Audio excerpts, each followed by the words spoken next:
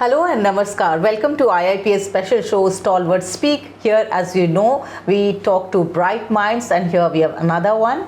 We have Ekam J Singh, 2020 batch, and she's here to talk to us about her current role. She's an assistant secretary, but also not only learning herself, but trying to also share her own thoughts and insights here with us in this program. So Ekam, thank you so much for joining the show. We are just part of this session. We're talking about or sharing new ideas as to how governance is and it should be, isn't it? So tell us about your thoughts, the current role that you are in. You're learning a lot, but at the same time trying to absorb so many things. Your thoughts here.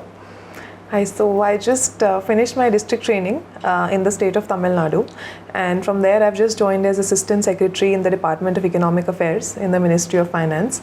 So for me that transition has been very interesting because in the field we've been very close to the people and we've understood the kind of problems or the kind of issues that the people face. But here I'm trying to observe things from a purely policy-based perspective. So for me that's very valuable, and it's also slightly challenging because it gives me the two sides of the job that a civil servant has to do. So I'm just trying to understand what are the nuances of policy making here, and probably after 3 months I'll go back to the field again and be with the people again and try to think from the perspective of policy makers as well as us at the field who implement it. So let's look at the chain actually. When you study as a student, then you crack it, then you become successful, and then you get into a role. So then how do you actually remember your days earlier as a student and the examination, which is a process in itself, and then dealing with things on the other side of the fence, so to say. Would you like to really chain it like that and see it? Sure. I mean, when we're preparing, we think that the pressure is a lot to finish the syllabus and to make sure that you know everything and you finish your exam on time. So that's the only thing that you're thinking about during preparation. But once you come to the other side, you really have a different world of challenges in front of you, and those don't seem like anything anymore. So I'm still learning, we're still under training, but as I go forward, I think the most important set of qualities that an administrator has to possess is one, to learn to always remain calm, because there'll always be situations that test us, and in no situation can we really afford to lose that sense of calm, which is something that I would like to work on. And the other is to develop a very broad and holistic mindset, so that I don't just look at a problem from my limited perspective, but I want to be able to view it from all stakeholders' perspective. So that is something that I'd like to work on. So let's just go back a little, and for the advantage of some of the viewers who will be looking at cracking UPSC, what would you suggest? What should the study be like? Somebody would think long hours of study. Somebody would say smart, methodical study. What would be your key to success then in that sense? For me, one thing worked because I prepared alongside preparing for my LLB. I mean, I was in my LLB, during which I prepared for the civil services, and in my final year I took the exam, and so both of them went simultaneously for me the whole time. So the only thing that worked was target-based study, not hours-based, but target-based. So I'll set a target, I'll divide the syllabus into subjects into subcategories, and then make sure that I give, if 1 week to one subject or a sub-part of it, then I finish it within that time, no matter how much time it takes.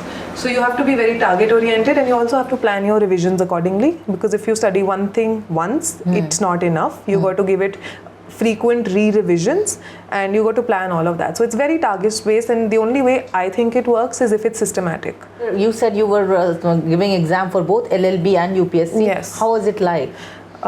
It was very difficult for sure. If I remember that time, I don't think I'd want to live through that again. But I find myself very fortunate that it worked out. I actually gave it once before as well during my LLB, and it didn't work out, but then that one time it just worked out. But I definitely say that discipline is the most important thing, more than motivation, more than anything else. When you set your target of completing a certain thing within a certain period of time, just go ahead and do it, and take it very every day. Okay, so talk to us about some of those elements and values actually, because people sometimes think, oh, it's such a great exam, how do we do it? Some people are actually very panicked, but some people actually then sail through it. Some people maybe don't actually clear, some people become successful like you. What would you say actually keeps you going? Right. So there are always times in the process when you feel like giving up because maybe you're not succeeding, number one, maybe it's getting too much for you. Sometimes you hit a peak and you feel bored with the preparation also, but it's then about how badly you want it, because I don't think any external factors can motivate you to keep going in this process, whether it's your parents or your friends or seeing other people doing better. The only thing that can motivate you is your desire to make it.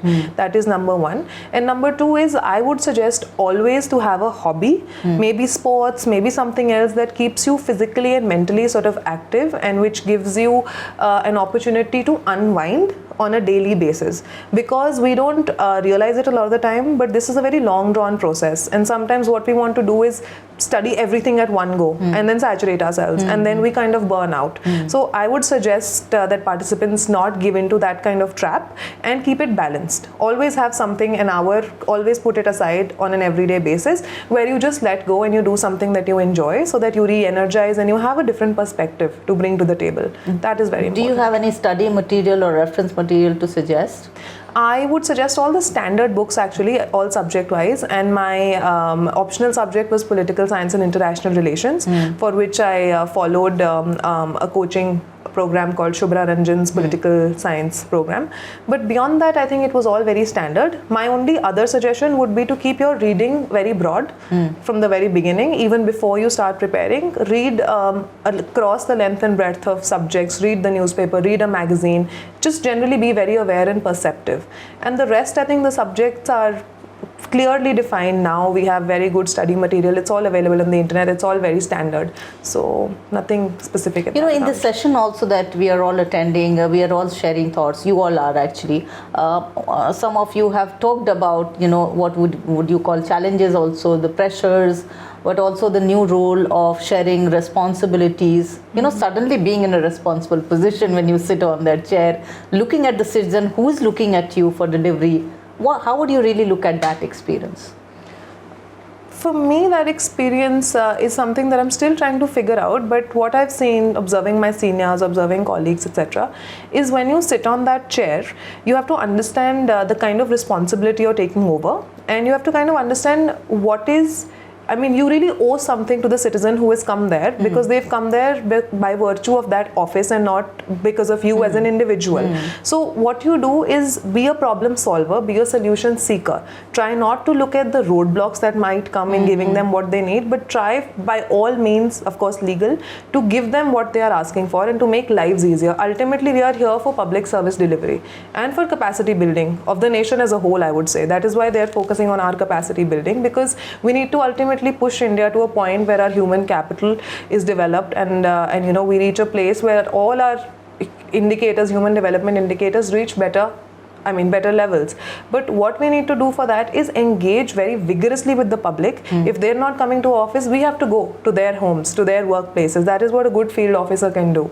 That is what we are told by all our seniors, that as field officers, we're not supposed to sit in our offices. We're supposed to go out and see what is going on around us. So to be aware and to be active and to know what are the particular issues of the places that we are assigned, that is the root of finding all solutions or all challenges, or even in the future, I think that wouldn't change.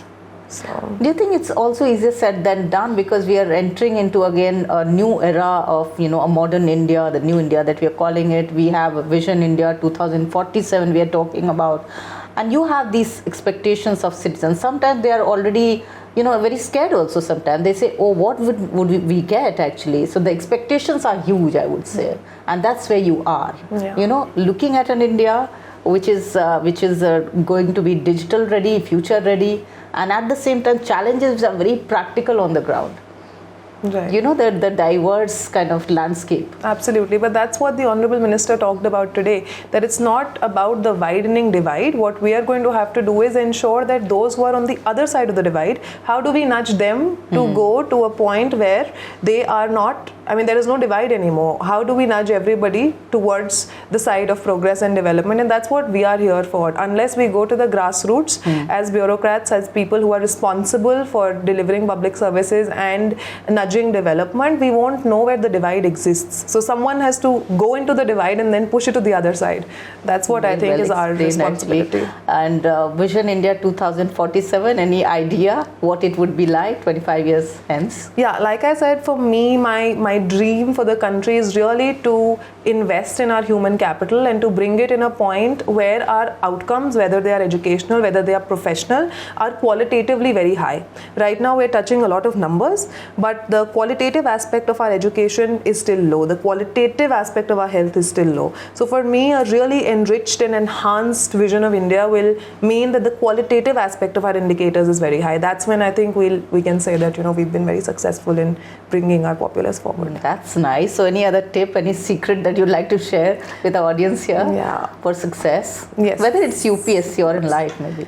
I'm still learning life, but as far as UPSC is concerned, I would just like to say that if you set your mind to it, give yourself a certain number of years that you will put into it with everything that you have, but also understand that the world is your oyster and there are many things in the world that you can still do and still feel as fulfilled and as enriched as is possible. UPSC is not the only thing that will give you that. It is definitely one of them. It's an amazing career choice, but do not myopically see it as the only career choice that will make you feel validated. So don't limit yourself, just be open and enjoy, I would say.